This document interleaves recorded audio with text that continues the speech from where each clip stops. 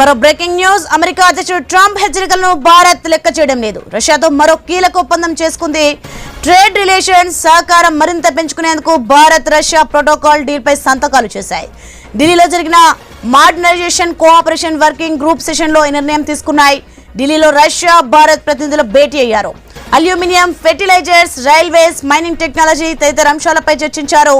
వ్యూహాత్మక భాగస్వామ్యానికి కట్టుబడి ఉన్నట్లు ఇరు దేశాల ప్రతినిధులు తెలిపారు.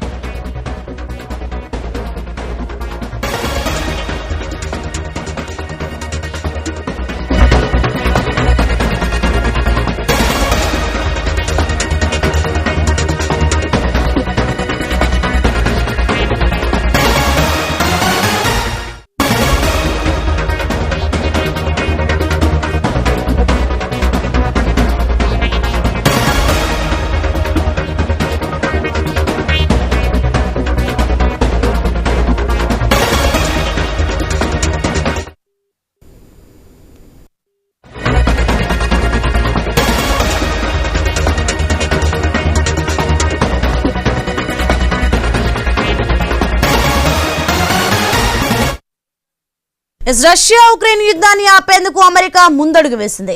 త్వరలో అమెరికా అధ్యక్షుడు డొనాల్డ్ ట్రంప్ రష్యా అధ్యక్షుడు వ్లాదిమిర్ పుతిన్ తో సమావేశం కానున్నారు.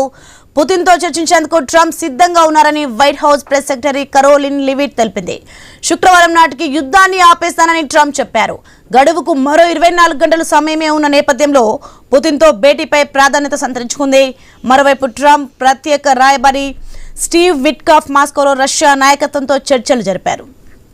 ఈ క్రమంలోనే ఉక్రెయిన్ అధ్యక్షుడు జెలెన్స్కీతో కూడా ట్రంప్ సమావేశం కానున్నట్టు తెలుస్తోంది. ఆ తర్వాత ట్రంప్, జెలెన్స్కీ, పుతిన్ కలిసి త్రైపాక్షిక చర్చలు జరపనున్నారు ట్రంప్.